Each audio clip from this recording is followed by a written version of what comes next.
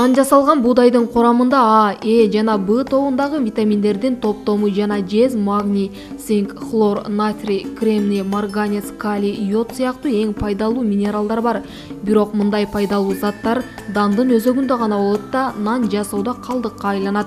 Нандын курамында калган 30% гана пайдалуу зат да баалуулугун 2 аптадан кийин жоготот. Жаңы бышкан нандын жыты.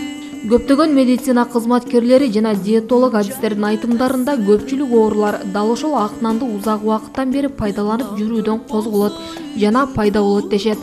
Тактап айтканда жүрөк кан тамыр оорулары, ашказан, ичеги органдары, эндокриндик жана онкологиялык оорулар пайда болот. Изилдөөнүн жыйынтыгында ак нанды көп жеген айымдардын басымдуу бөлүгү кант диабетинин өөрчүшү 3 эсе жогору болгондугу аныкталган. Демек ак нанды ар дайым узак убакытка пайдалансаңыз, олуттуу илдеттерге чалдыгып калууңуз ыктымал.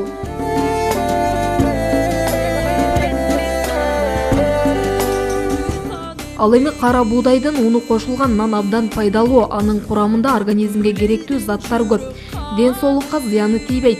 Ошондой эле кебектен жасалган нандын да пайдалуулугу жогору.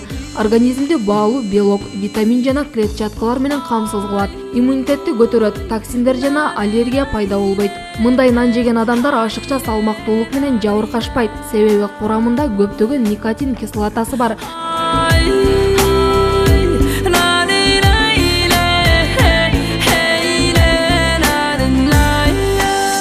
Мындан сырткары дүкөндөн нан сатып жегенге караганда үйдөн жасап жесеңиз пайдалуу жана үнөмдүү болот. Кара буудайдан жана кебектен алып нан жасаңыз жана камырды дүкөндөн сатып келген ачыткага эмес, камыр ачыткага жасаңыз.